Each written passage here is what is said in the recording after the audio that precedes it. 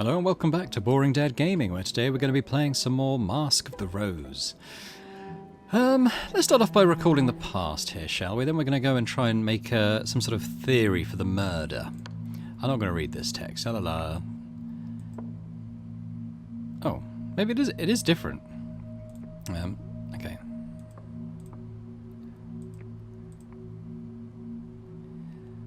Sorry, I didn't read that text. I thought it was the same as the one we've seen numerous times before. Sometimes I can't get my memory to go back further than the night of the fall.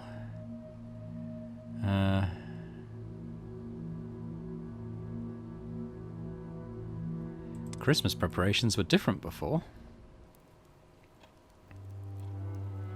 What morbid thing are you reading now? It's the Illustrated London News. Oh, that's worse. What have they got this time? Engravings of the latest executions? The crowd gathered to see the deaths?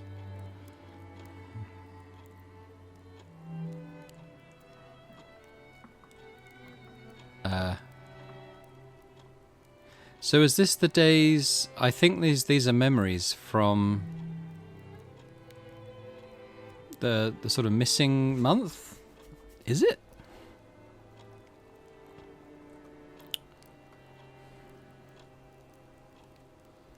Why are we talking about Archie being accused of treason? I don't know.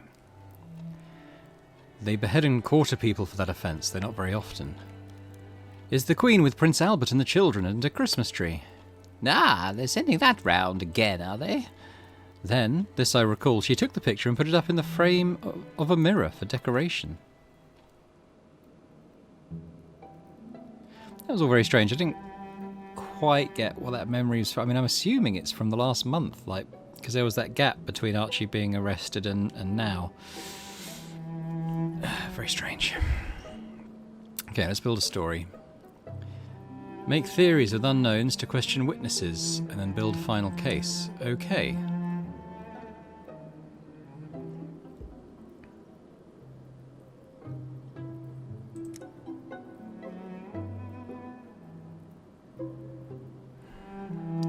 What do we put in someone for now? A nameless individual performed the murderous act. An individual of undetermined identity acted as an accomplice or hidden hand behind the event. Motive. Had unknown purpose. Action.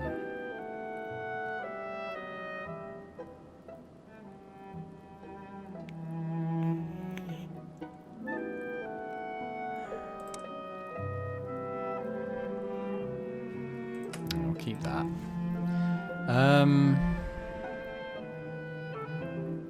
Maybe beg passage to the surface?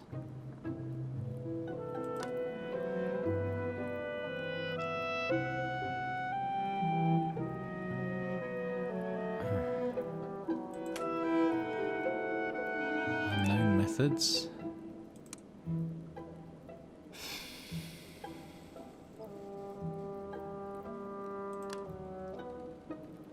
I confided about affair and hope to end humiliation. Just because the others don't seem to fit.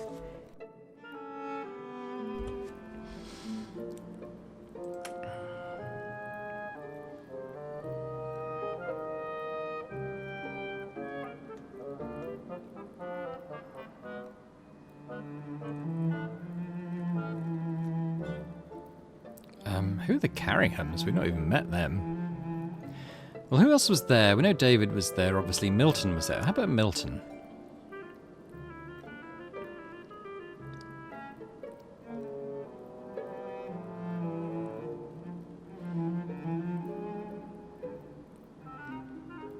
This is weird. Milton, they had an affair with David.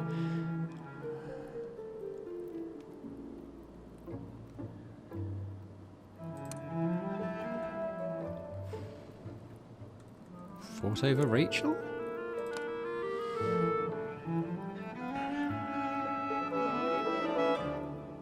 Stirred her vengeance? And then wanted murder to succeed.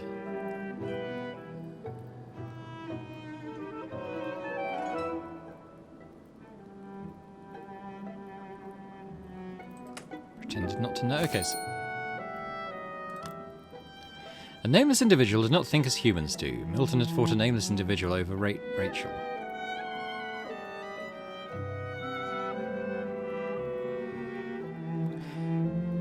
They had an affair.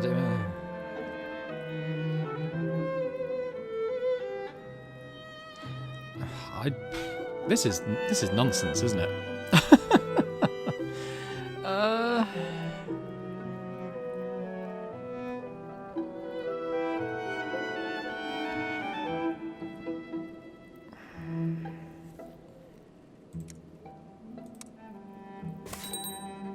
Oh, okay. Stop this.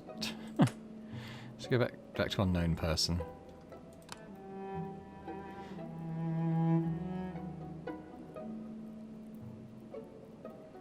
How would they reveal to... Okay, what if I put David there?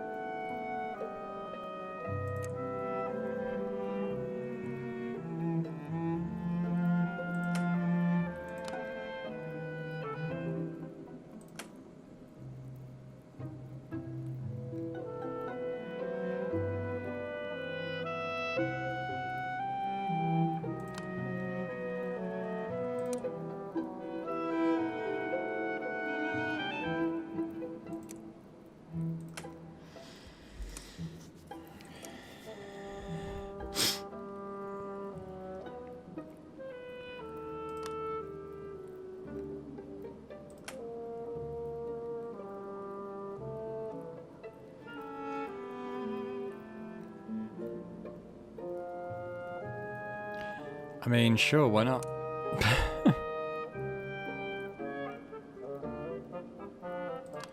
How about missed family, wanted passage to the surface, was jealous of family, poisoned him.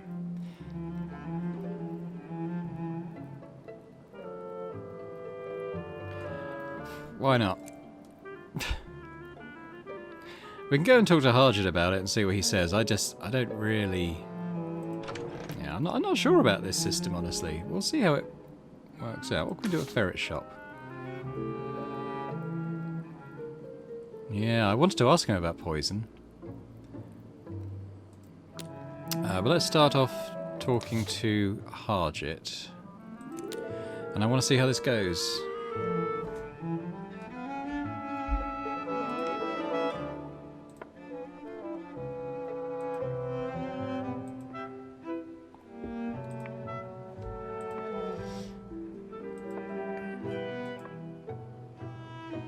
Okay. Let's just see what happens. You're looking well. Flirt with Harjit.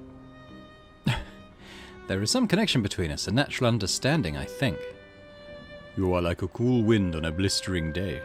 Refreshing in the moment, but gone as soon as one has grown accustomed. Silence falls. We turn to the supply of gas and oil. It is a favourite pastime speculating how much of these commodities the masters have in store, and where they could have come from. And what will happen when night falls entirely. Let's present him my theory. I believe I know what happened and why. When I start to explain, however, Harjit stops me. You haven't put a name to the murderer. I couldn't persuade the court to take on this prosecution. Harjit puts his hand to his pocket automatically, the pocket where he keeps Lucian's photograph, but his hand comes away empty. I'm not sure why he remembers he made the gesture. Don't remind him. Maybe it's better we don't speak about it. Let's try kissing Harjit. Harjit glances left and right. Then he takes my arm and leads me into a dark nook, a place where the alleys bend away from the lamplight. Oh! His voice is ragged when he speaks. People watch the streets. He has me backed against a wall. He is leaning into me. This safe enough for you? Encourage him. I pull him in, and that's the last bit of conversation either of us bothers with for some time.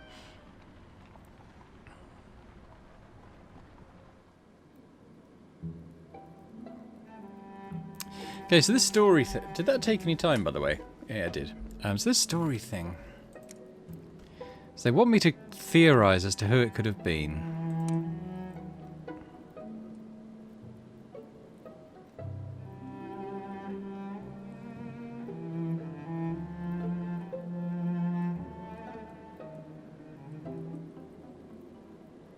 I've not even met these people. What if it was Phoebe?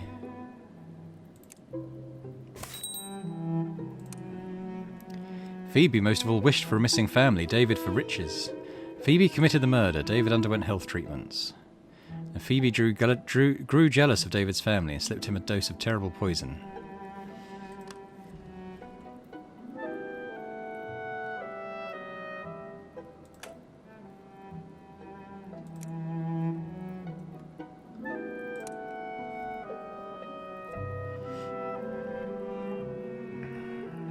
I mean, that's a theory, isn't it? Methods, we could say it was...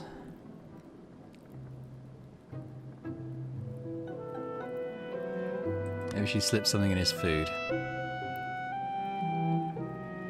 Ooh.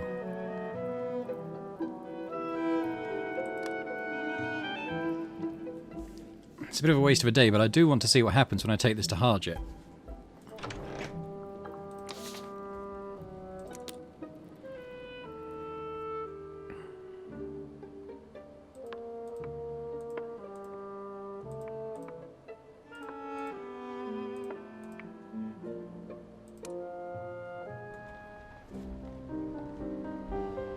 You're looking well.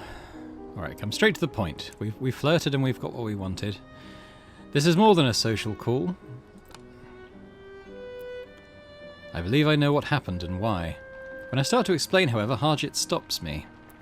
The only person who dosed David was Archie. That was all gone over in the inquest. You could claim someone else was involved, maybe. Say they influenced him or they tampered with the bottle. But only Archie gave the medicine. You can't convince anyone else spooned it into Mr. Landau. I couldn't persuade the court to take on this prosecution. If you found your way to the surface, would you come back down here? Or would you count yourself well free of it?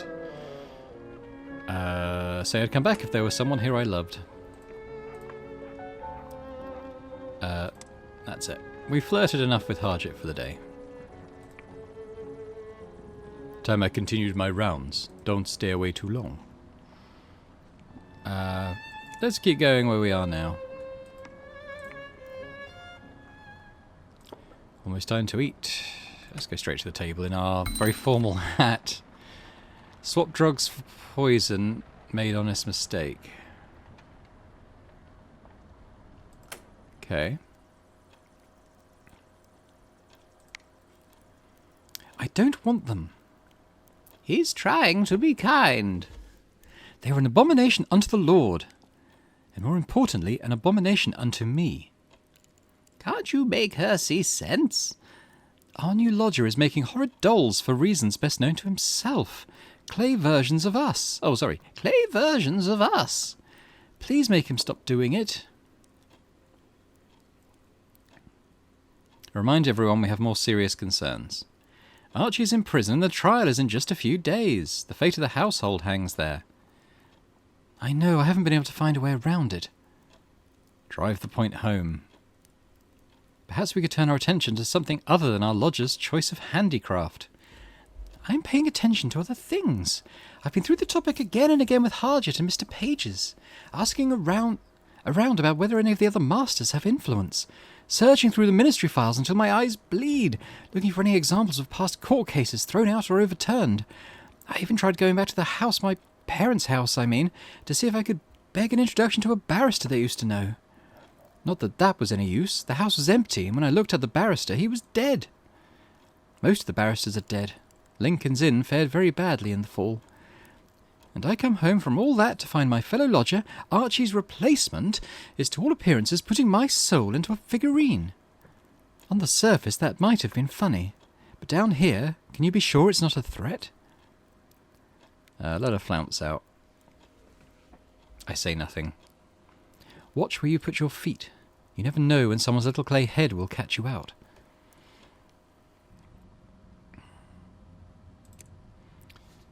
So we're going to stories.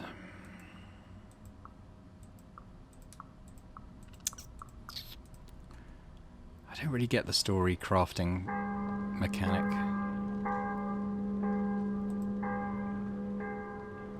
So trying to build a puzzle when you don't have all the pieces or a diagram to copy, you know. As usual, I resort to the morning papers. The headlines today read, "Imports from above, silks, confections, and a full supply of crickets."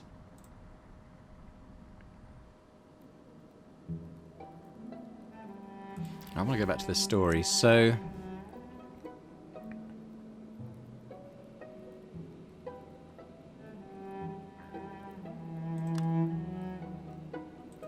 Okay, what if it was What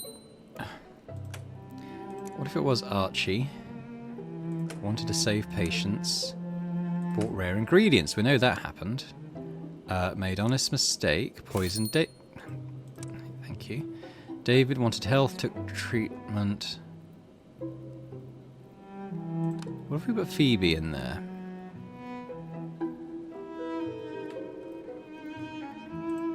Wanted health, took treatment.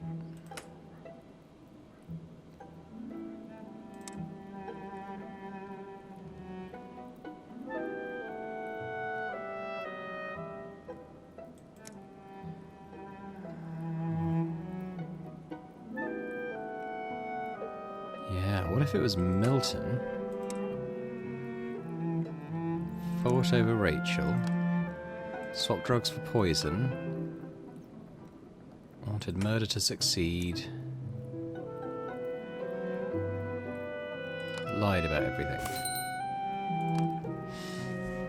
Archie most of all wished for health for the Neath. Milton for Archie not to interfere in his pursuit of Rachel. No, Archie wasn't interfering. Archie bought rare and strange ingredients for use in drugs. Milton swapped rat poison for the medicine Archie used. Then Archie made an honest mistake through no fault of his own. He dosed David with the tainted medicine, ignorant of what it now contained. Milton thought the murder would leave an easier approach to Rachel. Milton lied about everything.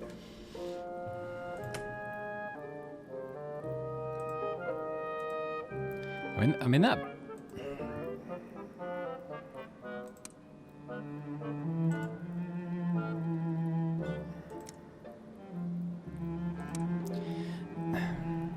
And that needs to be David, but...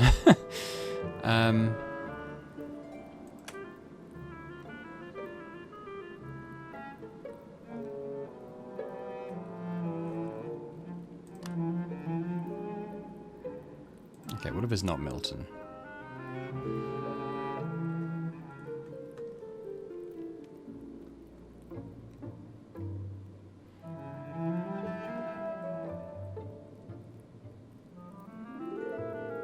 He was there though, wasn't he?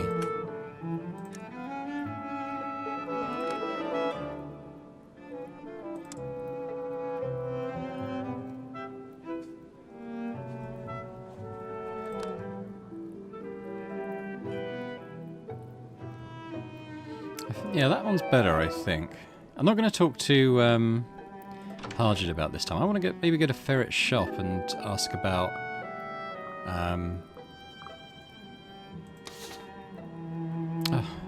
why can't I ask him about the arsenic now?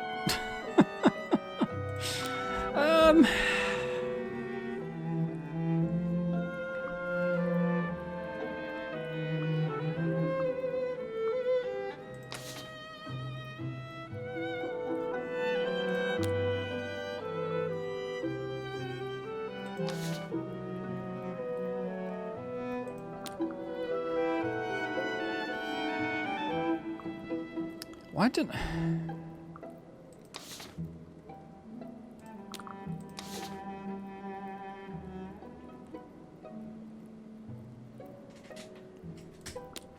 Yeah, in the patch they're introducing, they're making it so that you can present theories to Harjit and it doesn't take up any time slots. I can see now what people mean, because I wasted a whole day there with just trying to figure out how this system works. Ivy was there, wasn't she? Let's talk to her about it.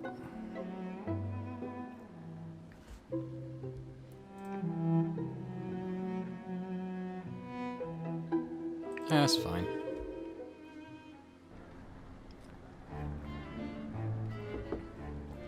Oi, Flirty, it's good to see you. Flirt with Ivy. I allow myself to engage in a spot of innuendo. Cool your heels a moment. I like to dance more in the first step. Got a notice round this morning that I'm to buy all my cloth from Mr. Vales today onwards. Now why would that be, I ask myself. Can't be as the best price, or he wouldn't need to force our hands. Can't be it's the best quality. The notice claimed it was by... Oh, she's gone Cornish now. The notice claimed it was by royal appointment to the cheek. Can she answer questions about David? I had a question or two for you. Where I come from, we don't inform for free. You want me to remember something, it'll cost you tuppence. I've only got 3. Fine. Fair enough. I hear you were at the Landau townhouse the day David died. So I was. Not that I knew it was his last day at the time. I was there to refurbish 1 or 2 of Rachel's gowns for her. It used to be your Rachel Landaus would never have their old gowns made over. The new cloth is dearer than hen's teeth now. You didn't see David while you were there? He was resting, not well enough to receive visitors. I did see Archie arrive. He might have left his bag of medicines on watch for a time. But that's not what I was there for, was it? But you had no reason to kill him off yourself? I don't give secrets, I sell 'em. There'd be nothing in it for me. Unless you think I've such a dislike of gentlemen that I'm clearing them out underneath. Do you know who killed David? No one's made a confession of his murder, if that's what you're asking. Not sure what I'd do if they had. I've been listening to secrets people want to be rid of. I heard of an old Neath ritual of Halamus, and I thought it'd be a quick money spinner. Quite a few dark things came in. I don't care to be giving away every confession I heard. Does she suspect anyone? Is there much else in the household? Anyone else in the household you'd expect? You're determined it can't have been deducted in. There are 1 or 2 feuds in that house, but none that I'd see take this course. Did David have any enemies? All the world knows the answer to that. Rachel Landau put him in their novel, didn't she? Him and his jilt Charlotte and her new husband, Lord Carringham. She has no idea of the value of a secret, that Rachel. Condemn Rachel. She ought to know better. I'm sure she's done some harm. She's been told. It might even be that she'll start to listen now. Lord Carringham's been suffering from the whispers in his circle, all about how his pretty young wife, Jewish as was, is pining in her heart for the man she used to love, and how she regrets her wedding to a chinless Christian stick. All the while, Charlotte's telling him how loyal and faithful and true she is to her lord and master. But she's dressing to catch the eye of half the men who pass. And what's more, she's setting me to carry letters secretly to David Landau, telling him she's still in love with him, begging him for a moment to speak. Time came and I told Lord Carringham the truth. Not very long before David's death, that would have been. Oh, press the question of whether Carringham killed David. Sounds as though he had a good reason to kill David. Carringham isn't a man for taking his own back. Weak liver in that man. When I showed him the copies of her letters, off he goes sick. Cast up his accounts right there with me in the room. But then he says he's sorry for his wife, sorry for her. And what must he do but take her away as quick as may be so she won't be tormented any more? Or tempted to break the vows she made at the altar or at the font.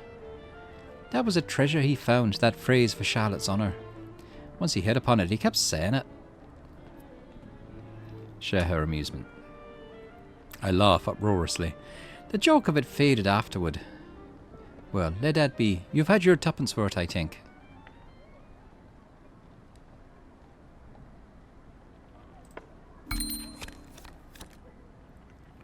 Thought poorly of gentlemen, sent adulterous letters, was hired by someone rich, loved David.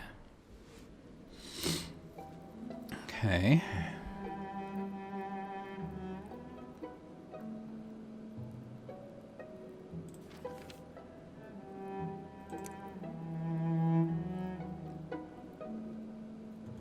How does that affect this?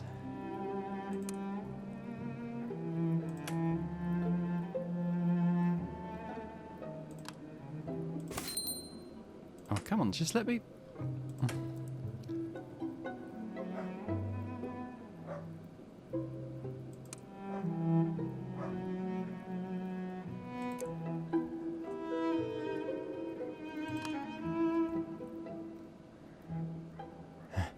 So there is a pair, so I don't really see that working.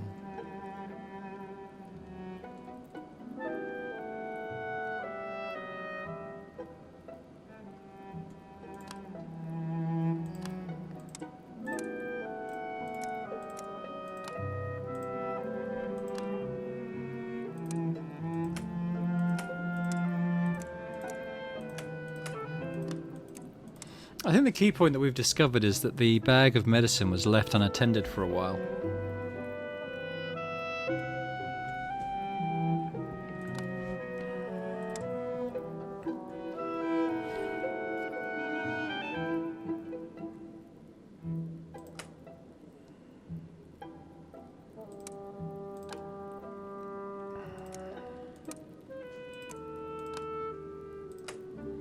That feels right.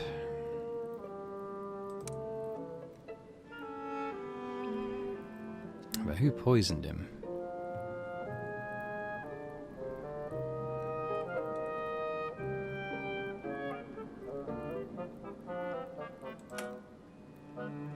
Maybe the Carringhams.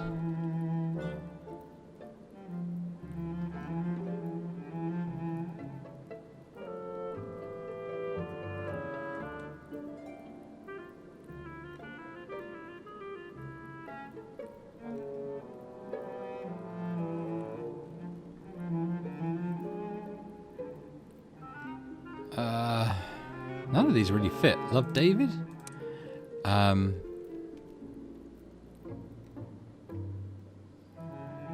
Sent adulterous letters.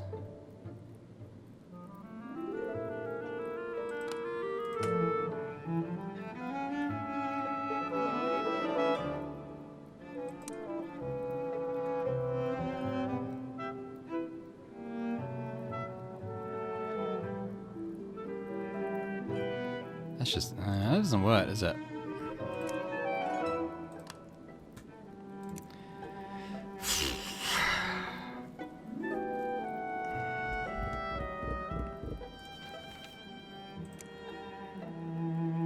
I just feel like we've got to come up with something so we can ask people about it. Okay, let's... oh, let's put Archie back in here.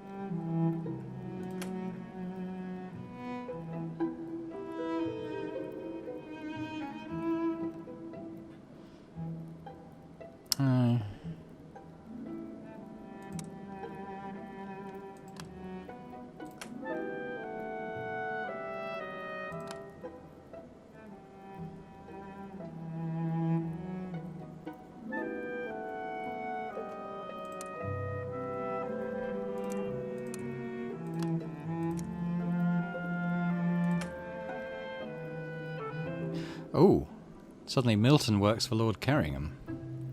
We know he was there briefly.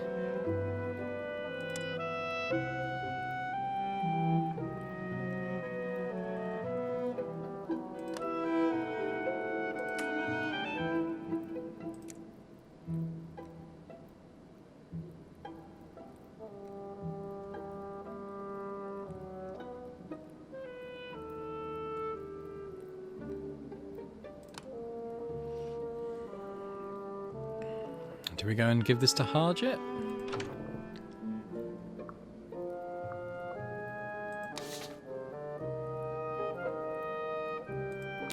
Let's see what he says. At least it feels viable to me. I'm interested to see what Harjit thinks of it.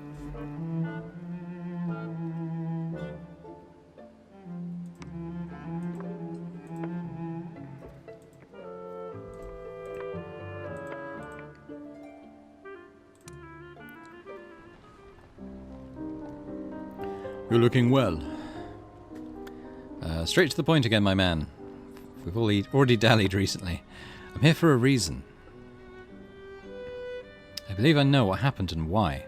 And you're sure about this? Whatever you tell me now, I have to act on. Anyone you name will be brought in as part of the trial, and I won't be able to help if you decide you had it wrong.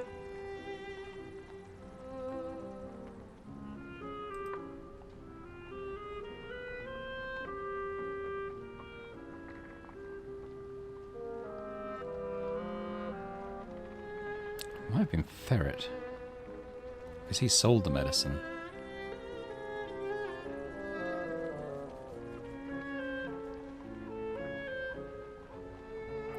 It just sounds so final, doesn't it? Can I amend my story?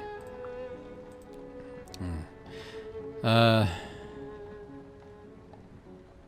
Harjit my story about Milton meddling with Archie's medicine. Let's just see what happens. I'm sure.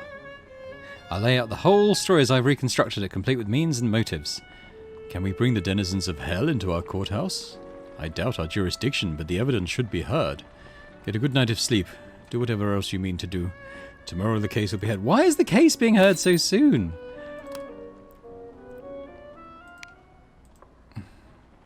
Oh well. This is... yeah, I don't know how I feel about how this investigation happens. I cannot come along to the trial. If you can't bring Archie home afterwards, well, come and tell me immediately. I want to send him something in prison for his last meal, if it is his last meal.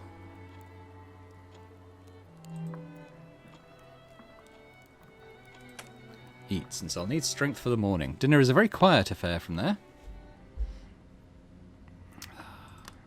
This feels all wrong, honestly.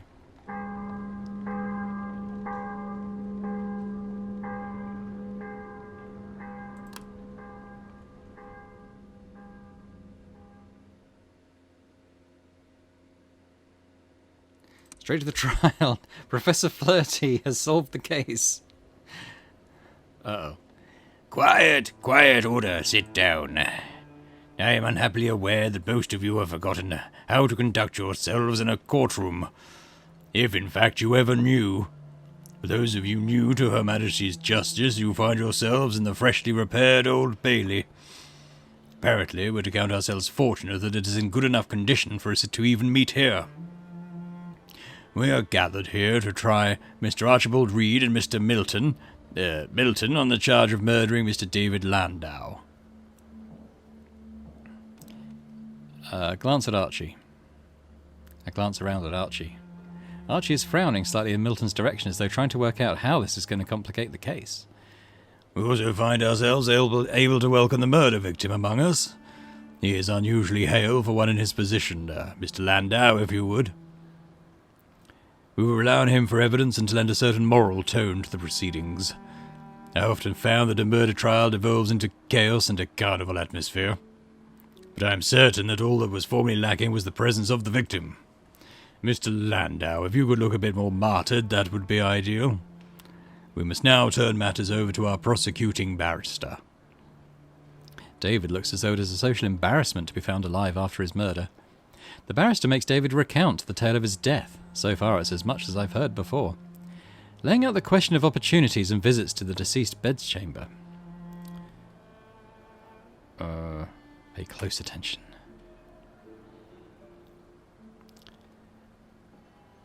The critical question appears to be, Mr. Landau, who had the opportunity to poison you? You were ill and were alone most of the day before you died? I was. But you saw a few people? My housekeeper, Phoebe Riley, came to see to the candles, and Mr. Reed, who was attending me as a doctor. Mr. Reed came and gave me a dose of medicine. Was it the first time Mr. Reed attended you? No, he'd been treating me for some days. But you had not recovered? Not entirely, but his treatments had reduced my pain.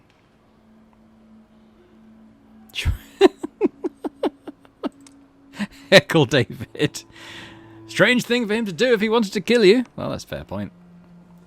And those are the only people who entered your room? Yes, my sister was in the house, though I think she did not come into the room. I sometimes could hear voices outside. I believe her friend Mr. Milton was present that day, and perhaps also her dressmaker, Ivy Fitzclarret. And none of them sent you messages, gifts, or food, perhaps carried to you by your housekeeper? No. In fact, you and Milton were not on friendly terms. I distrusted his reasons for visiting my sister. And he was aware of your disapproval? Rachel was aware of it. She may have told him. So he may have regarded you as an impediment to plans of his own. Or simply disliked you as heartily as you dislike him. It's possible. Thank you, Mr. Landau. Mr. Reed, please tell us about the treatment you were providing to the victim. Well, prior to the victim's death, I'd been attending him for several days. I had a nervous stomach, and I did not have any of the cures that's used most below. When you visited the Landau household, you took with you your bottles of medicine, did you not? Aye. Did you ever set them down where someone else might have touched them? Aye. I'd speak with David Landau first to see how he was feeling, and by what he said, I'd go back to my bag. And you left your bag outside the victim's bedchamber? Aye, I'd leave it in the front room until I knew what was needed. You did that on the day of Mr. Landau's death? Aye, that's right. Did you do it the other times you treated Mr. Landau? Aye, it was what I always did. The bag was heavy and things in it had a funny smell and could give the ill a fright. Applaud Archie. Here! So there was a time when you were attending the deceased when someone else could have opened your bottle of medicine and put something into it. Aye, I suppose that's true. And, what's more, you'd been in that habit, so someone in the household could have learned you'd leave the medicine out every time you visited. Someone could have prepared a poison with the intention of putting it in your medicine bottle. Aye. You may be seated, Mr. Reed. Consider the mood of the jury. The jury looks, just at the moment, inclined towards the prosecution. Oh. I would also like to remind the jury of what we've already heard from the formerly deceased. A number of people were in the Landau's townhouse on the day of his death, including Milton, the personage of hellish origin. Oh, you may just say devil. Oh, it seemed impolite. I believe it would be impolite to call him a demon, as those are creatures of quite a different genus. But I take my knowledge of devilish etiquette from the pages of the Unexpurgated Gazette. It may be imperfect. At any rate, this devil appears to have been a regular visitor.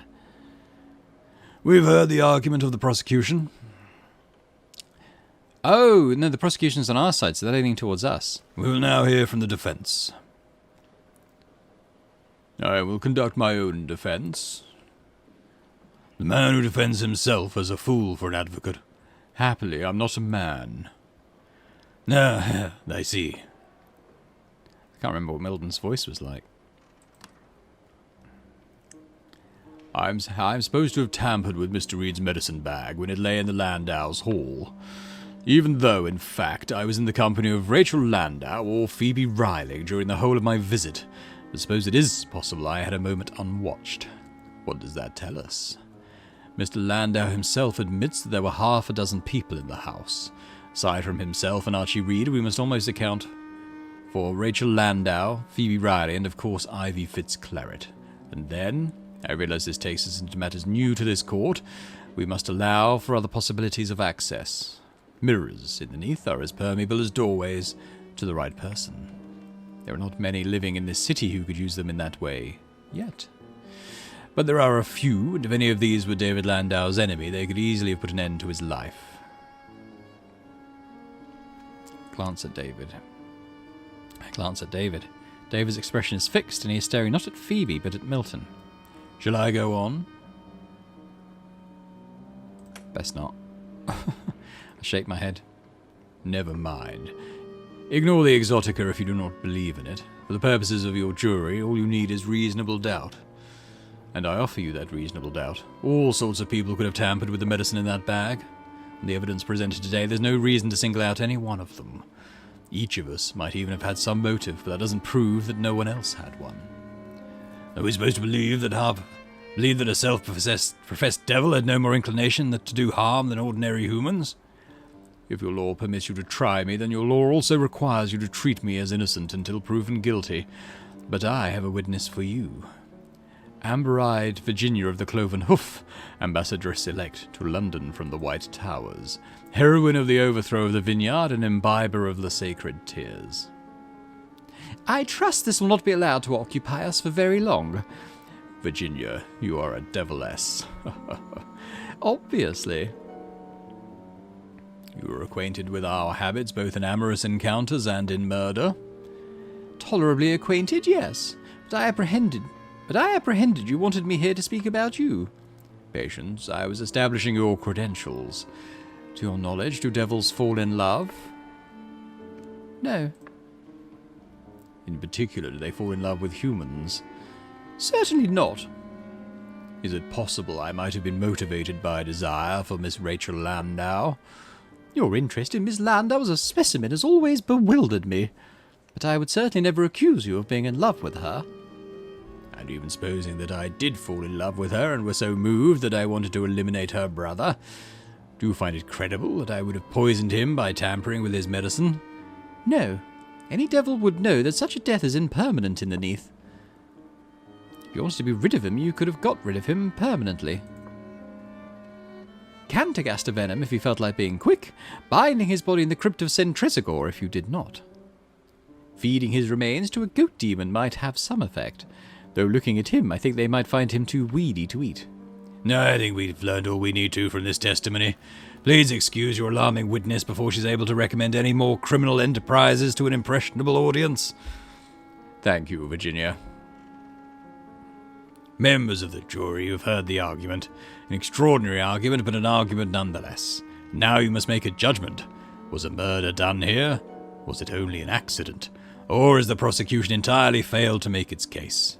If you cannot convict beyond a reasonable doubt, then you must not convict at all. It is a very long time before they come back. An agonizing time. Finally, the court returns. The jury proclaims Milton to be not guilty. On the matter of Archie Reed, they find him guilty as charged. Archibald Reed, it is now my duty to sentence you. You have been found guilty of murder, a crime that carries the punishment of death by hanging. It has been put to me that I should consider the survival of your victim as mitigation and regard your act instead in light of an assault. I do not, however, accept this argument. Archibald Reed, you are sentenced to hang by the neck until dead. Once this sentence has been performed, your life thereafter is your own.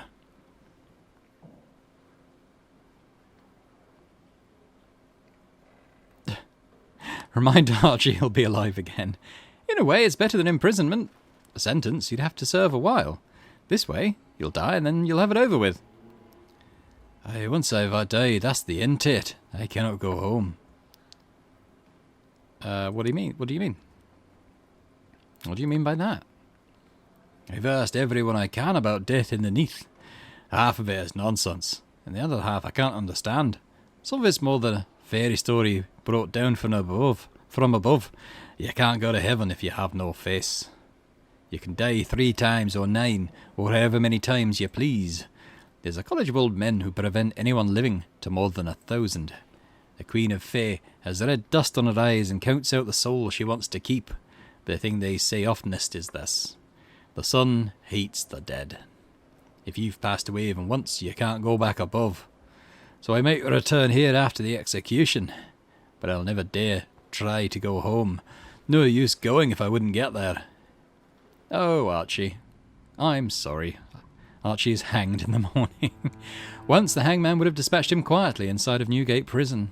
Newgate no longer stands, however, and the case has attracted some attention as the first murder trial held in the Neath. Instead, he is put to death at Hangman's Arch. I have no taste for the sight. I stay home. Grizz and Horatio don't go either. Only Harjit attends.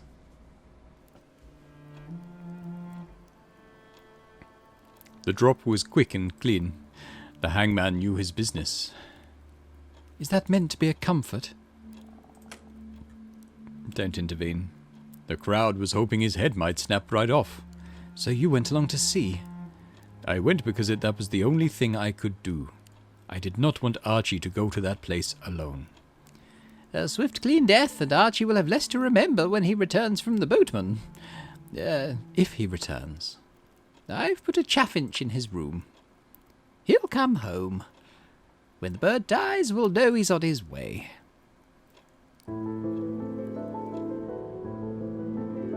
Life is quieter after the trial, at least for a time.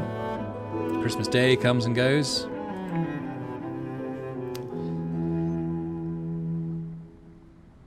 Pale flakes fall across London. They aren't exactly snow. Grizz's work at the ministry becomes more intense, more demanding. And soon we're coming up on the 1-year anniversary of the fall. 1 year since February. Doesn't feel right to call this month February again.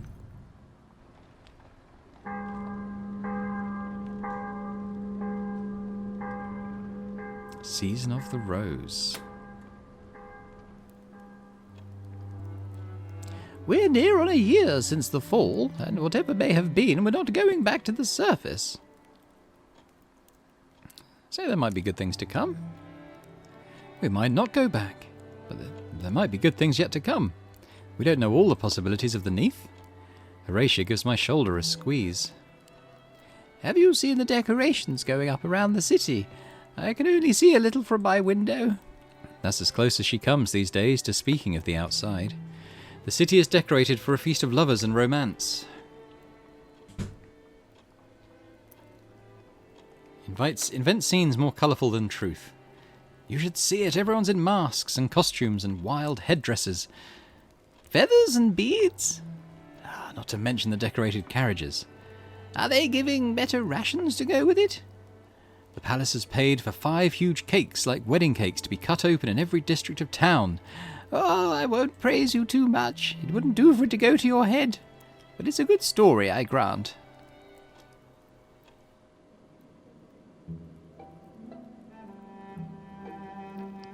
Okay. What are we dressed in? Let's take off our captain's hat. Let's put that back on. Oh.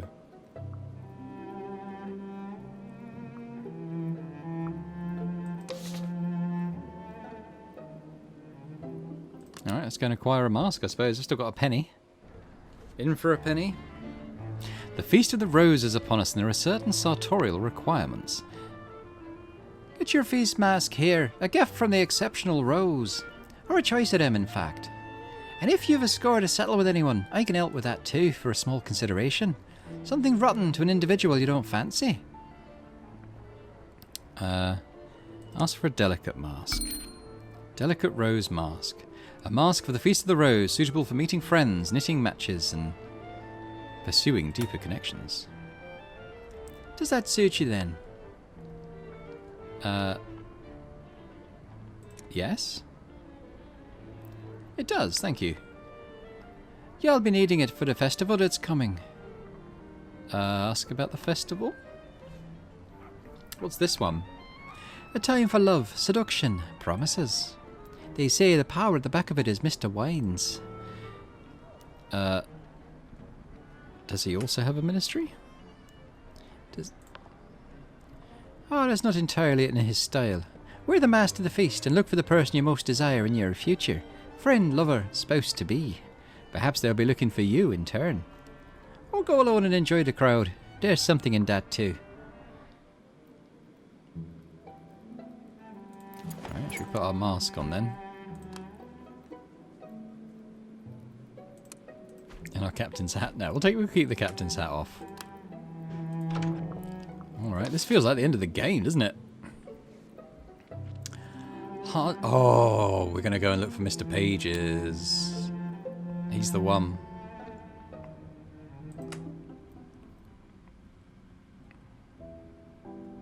I make my way through London. Sometimes I still have to rely on memorized pathways, on strange rituals. There is a barricade between Vale Garden and the Stolen River, unless one pays in coin or word. But many of the difficult old streets lie still now. Oh, I'm full of hope. All of London is out walking along the Thames, enjoying the feast. Vendors are selling candies and angry bats in cages. The music is fresh and new. I don't see Pages at first. I do see other faces in the crowd, though. Others I could stop and speak with before I go on if I choose. Let's go and talk to Pages first. Pages! Before I speak with Mr. Pages again, silently realise what relationship I want with Mr. Pages. I contemplate Mr. Pages.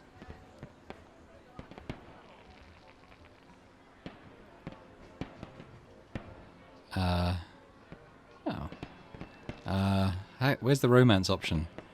My feelings are stronger than ever? I shake my head to clear it. The ruminations are gone. All is as it was. You interfered in my business, got between me and the person I cared about. Blame us on a lapse in judgment. That was poor judgment on my part, I know. I encourage a more felicitary attitude. The fall of Lacre has ceased. The snow is gone from the streets. We have more time for the gathering of stories. And those who have been my enemies among the masters, they have drawn back.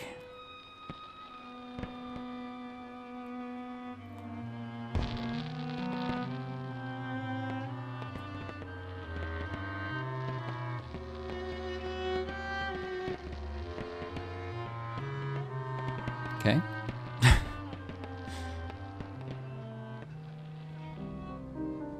London's courts struggle with laws that no longer suit their purpose. The law of murder is only the first of many snags. Inheritance is complicated. Probate becomes a nonsense. Contracts written before the fall contain conditions and requirements that can never be fulfilled. Sometimes the laws are amended, sometimes the judges are corrupted. The Neath defies a strict application of rules. One day I will find the true culprit. Harjit sets aside the uniform of constable. He rents his services as a guard, guide, and escort through the city. But he has done, he says, as much as he owes to the law, and he does not want to offer it anything more of himself. I, however, have not given up. The true murderer is not convicted. The Landows do not have their answer. There is still work to do. The liberation of roses. This sigil can be interpreted as... Okay.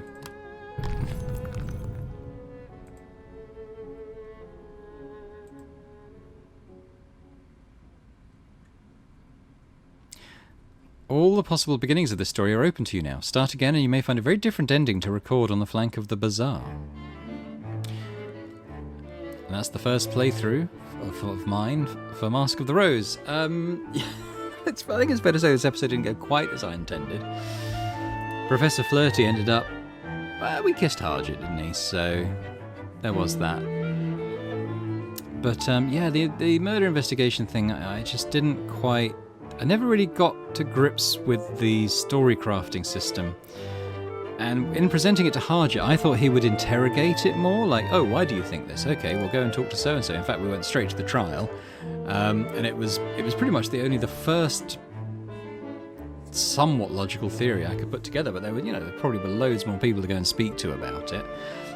Mr. Ferret, I don't know why. At one time, we could go and ask him about the arsenic he sold. The next time I went on the map, we couldn't. So I don't know what that was about. So yeah. I mean, I can see why people are sort of giving it mixed reviews, at least on Steam, because it's not immediately obvious what you're the way the game wants you to do it, I think, and it's easy to kind of fall into the sort of trap I did there of just, well, game over when there was loads more to do. But they are going to be addressing this somewhat in patches, and it should be fairly soon. So what I will say is I will replay this. We'll probably try a very different type of character, and maybe trying to get into the investigation of the murder a bit more, knowing a bit more what we have to do, and we can take these theories to Harjit and for free without costing any time. And I think they say time will be less of a factor. So I don't know if the days will pass more slowly. Maybe you'll get more actions within a day to play with. I don't really know, but we'll find out. But I'm going to... So I am recording this on Monday the 12th. So the same day it's going to be coming out. I think that the patch is due this week. I don't know exactly when. So what I'm going to do in this sort of evening, UK evening slot, what I'll do is I'm going to put out a few one-off videos, like little games on demos of stuff that I've sort of had in the background I've wanted to feature but haven't really found time to do yet. And then when the patch is released and the game's updated, I will come back and do the next playthrough, and we will know what to expect in a way. So we won't hopefully fall in the same traps, and the time and everything should be a bit more forgiving at least. So thank you very much for watching this. I hope you've enjoyed it. It was quite unexpected for me. Let me know what you thought. More of the game mechanics, I think, but also the story and how it played out. Just anything you like, really. Any bit of interaction helps the channel to grow and get noticed. That'd be absolutely fantastic. And yeah, I hope to see you in a few days back for Mask of the Rose when I start the second run. So thanks very much once again, and I'll hopefully see you again elsewhere on the channel and later on in this same series. Bye for now.